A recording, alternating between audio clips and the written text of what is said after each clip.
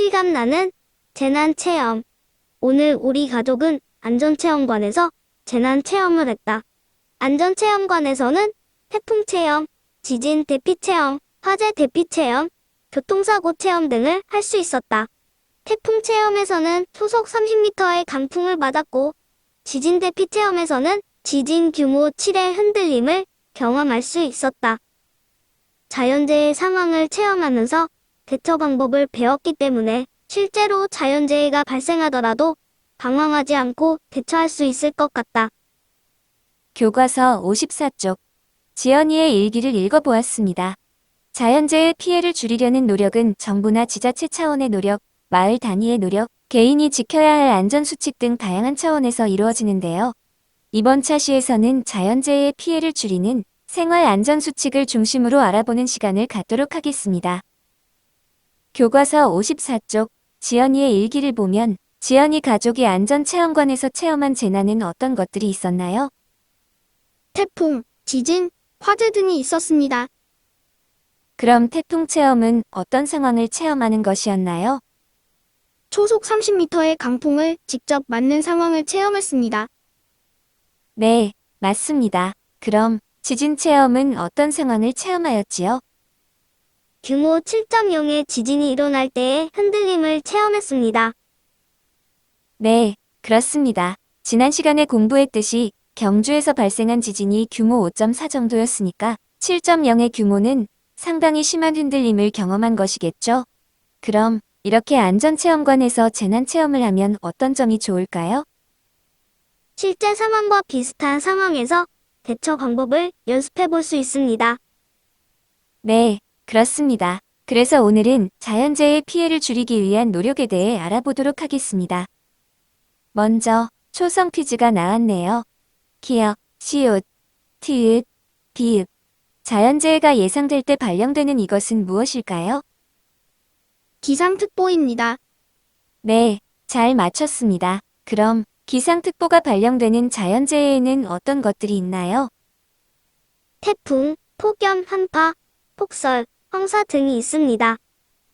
네, 잘 알고 있네요. 추가적으로 기상특보에는 경보와 주의보가 있는데요. 경보가 주의보보다 자연재해가 일어날 위험이 더 크다는 것도 알아두면 좋을 것 같습니다. 주의하라고 말하는 것보다 삐이 경보가 울리는 것이 더 위급한 상황이겠죠. 그러니 주의보보다는 경보가 더 위험한 상황이라고 생각하면 헷갈리지 않을 것 같습니다. 그럼 여기서 문제 하나 내볼까요? 지진의 경우 특보가 따로 존재하지 않는다는 거 알고 계신가요? 도대체 지진에는 왜 특보가 없는 걸까요? 글쎄요, 미리 알려줘야 국민들이 대피를 할 텐데. 특보가 없다니까 이상해요, 선생님. 그런 게 아냐, 다이나. 국가에서 일부러 알려주지 않는 것이 아니라 현재의 과학기술로는 지진이 언제 발생할지 미리 알기 어렵기 때문에 알려주지 못하는 것뿐이야. 그렇죠, 선생님? 네, 맞습니다. 현재의 과학기술로도 할 수 없는 일이 있는데 그중 하나가 바로 지진 발생을 미리 알아내는 것이랍니다. 얼른 기술이 발달하여 지진 발생을 미리 알아내서 큰 피해를 줄일 수 있기를 기대해 봅니다. 그럼 하준이가 기상특보가 중요한 이유에 대해서도 설명해 줄 수 있나요? 물론이죠, 선생님. 태풍이나 폭염 등의 자연재해가 언제 발생할지 미리 알고 있다면 피해를 줄일 수 있기 때문이잖아요. 네, 맞습니다. 그럼 정부에서 발령하는 기상특보는 어떻게 확인할 수 있나요? 그건 저도 잘 알아요. 선생님, 휴대폰으로 긴급재난 문자가 전송되기 때문에 쉽게 알 수 있잖아요. 네, 다인이도 잘 알고 있네요. 추가적으로 스마트폰에 안전 디딤돌 어플을 설치하면 기상특보나 재난예보를 쉽게 확인할 수 있으니까 참고하기 바랍니다. 다음은 56쪽. 지진이 발생했을 때의 행동 요령에 대해 알아보도록 하겠습니다. 하준이가 내용을 한번 읽어볼까요? 집 안에 있을 때 지진이 발생하면 탁자 아래로 들어가 몸을 보호한다. 흔들림이 멈추면 전기와 가스를 차단하고 문을 열어 출구를 확보한다. 등교나 학교 중일 때 지진이 발생하면 가방이나 손으로 머리를 보호한다. 건물과 떨어진 운동장이나 공원 같은 넓은 공간으로 대피한다. 승강기에 있을 때 지진이 발생하면 모든 층의 버튼을 눌러 가장 먼저 열리는 층에서 내린 뒤 계단을 이용해 건물 밖으로 신속히 대피한다. 네, 잘 읽었습니다. 그럼 지진으로 인해 대피를 할 때 주의할 점은 무엇이 있나요? 떨어지는 물체로부터 머리를 보호하기 위해 손을 올리고 대피해야 합니다. 질서를 지키면서 차례로 대피해야 모두가 안전하게 대피할 수 있습니다. 네, 모두 맞는 말입니다. 다른 곳은 다쳐도 괜찮아서 머리를 보호하는 것이 아니라 머리를 다치면 바로 정신을 잃어버릴 가능성이 높기 때문에 가장 중요한 머리를 보호하는 것이죠. 특히 지진이 발생하면 땅이 크게 흔들리기 때문에 이것저것 위에서 떨어지는 것들이 많아 머리를 보호하는 것이랍니다. 그리고 대피를 할 때 질서를 지키는 것이 얼마나 중요한지를 알아보는 실험이 있었는데 그 실험에서 질서를 잘 지켜서 대피를 한 실험조는 빠른 시간 안에 신속하게 대피를 완료한 반면 서로 먼저 나가려고 했던 실험조는 넘어지고 다치는 사람이 발생했을 뿐만 아니라 대피하는 데 걸린 시간도 훨씬 길었답니다. 그러니 반드시 질서를 지켜 대피하기 바랍니다. 그럼 56쪽 아랫부분 지진 대비 점검표를 한번 볼까요? 이번에는 다인이가 한번 읽어보겠습니다. 옷장이나 장식장 등이 넘어지지 않도록 고정했다. 유리가 깨졌을 때 유리 조각이 터지지 않도록 창문이나 액자에 투명 필름을 붙였다. 가정용 소화기를 마련해 두었다. 떨어지기 쉬운 물건을 가구이나 높은 곳에 두지 않았다. 휴대전화에 안전디딤돌 응용 프로그램을 설치해 두었다. 지진이 발생했을 때 대피할 장소를 알아두었다. 비상용품을 미리 준비했다.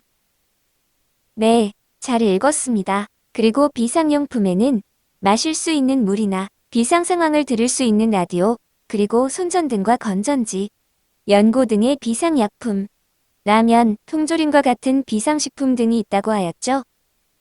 요즘은 아파트에 사는 친구들이 많은데 아파트에 사는 친구들은 대부분 지하주차장이 대피장소로 되어 있습니다. 그리고 주택에 사는 친구들은 집 근처에 역이 있을 경우 지하철역이 대피장소가 되기도 합니다. 그러니 여러분 집에서 가장 가까운 대피장소를 미리 알아두고 비상 상황에서 가족들이 함께 모일 수 있는 장소를 꼭 미리 정해놓기 바랍니다. 지진 대비 점검표의 점검 항목을 보다 보니 태풍에 대비하는 방법으로 적합한 항목도 보이는 것 같은데요. 어떤 것이 있나요? 창문이나 액자에 투명 필름을 붙이는 것은 태풍을 대비하는 방법이기도 합니다. 예전에 태풍이 온다고 했을 때 부모님께서 창문에 투명 필름을 붙이시는 것을 본 적이 있어요. 네, 그렇죠. 창문이나 액자에 투명 필름을 붙이는 것은 태풍이 불 때도 그리고 지진이 발생했을 때에도 사용할 수 있는 행동 요령이었습니다. 그럼 57쪽 탐구활동, 자연재해가 발생했을 때의 대처 방법을 알아보겠습니다. 그럼 윤수가 지진, 홍수, 태풍, 한파와 폭설에 관한 대처 방법을 읽어볼까요? 건물 밖에 있을 때 지진이 발생했을 때는 유리, 간판 등 떨어지는 물건에 다칠 수 있으므로 손이나 가방 등으로 머리를 보호하고 위험물로부터 몸을 피한다. 홍수가 났을 때는 해안가나 하천 주변, 계곡 등 휩쓸릴 우려가 있는 곳에 가지 않고 고립될 수 있는 상황이면 높은 곳으로 대피한 뒤 구조를 기다린다. 태풍이 왔을 때는 거센 바람에 창문과 창틀이 분리되지 않도록 테이프로 단단히 고정시킨다.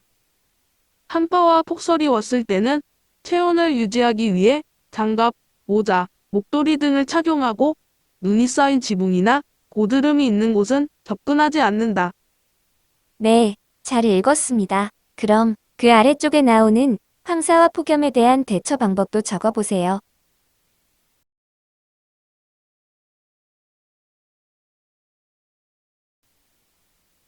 다 적었으면 발표해볼까요? 황사가 발생했을 때에는 외출할 때 반드시 마스크를 착용하고 외출하고 돌아오면 몸을 깨끗이 씻습니다.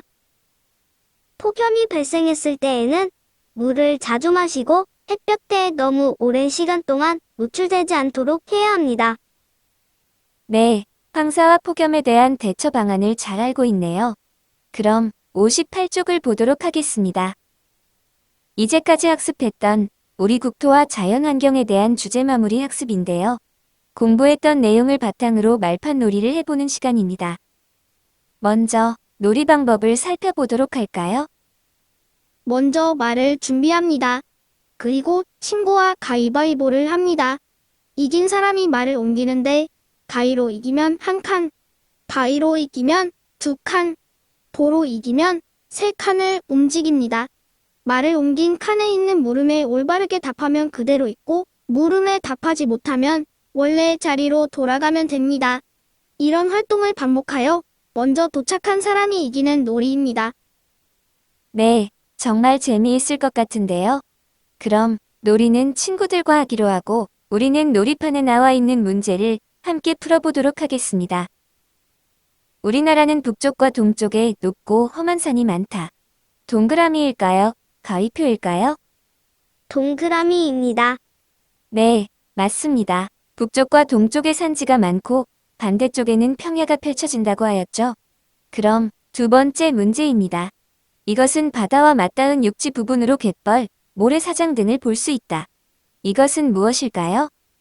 해안입니다. 네, 바다와 맞닿은 육지 부분이면 당연히 해안이겠죠? 다음 문제 보겠습니다. 미세먼지는 자연재해로 분류된다. 맞을까요? 틀릴까요? 황사는 중국 대륙의 사막이나 황토지대에 있는 작은 모래가 강한 바람에 날려오는 것이기 때문에 자연재해에 속하지만 미세먼지는 자동차의 배기가스, 공장 등에서 배출되는 매연 등이 원인이기 때문에 자연재해가 아닙니다. 그래서 가위표입니다. 네, 윤수의 설명 아주 좋았습니다. 그럼 다음 문제입니다. 우리나라는 여름에 남동쪽 또는 북서쪽에서 덥고 습한 바람이 불어온다. 정답은 무엇일까요? 여름에는 남동쪽에서 불어오는 바람 때문에 덥고 습한데 겨울에는 북서쪽에서 불어오는 바람 때문에 춥고 건조합니다. 그래서 남동쪽이 정답입니다. 네, 맞습니다. 그럼 다음 문제 보겠습니다. 우리나라의 동해안 또는 서해안은 해안선이 단조롭다. 무엇이 정답인가요? 동해안의 해안선이 단조롭다고 하였습니다. 남해안과 서해안은 섬이 많아서 해안선이 복잡합니다. 특히 남해안이 섬도 가장 많고 해안선도 가장 복잡합니다. 네, 그렇습니다. 그럼 다음 문제. 피할 수 없는 자연현상 때문에 일어나는 피해를 이것이라고 한다. 무엇일까요? 자연재해라고 합니다. 네, 아주 쉬운 문제였죠? 그럼 다음 문제 보겠습니다.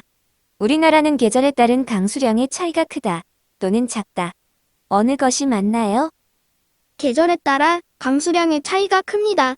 여름에는 비가 많이 내려서 강수량이 많지만 겨울에는 강수량이 적게 나타나므로 차이가 크다고 할 수 있습니다.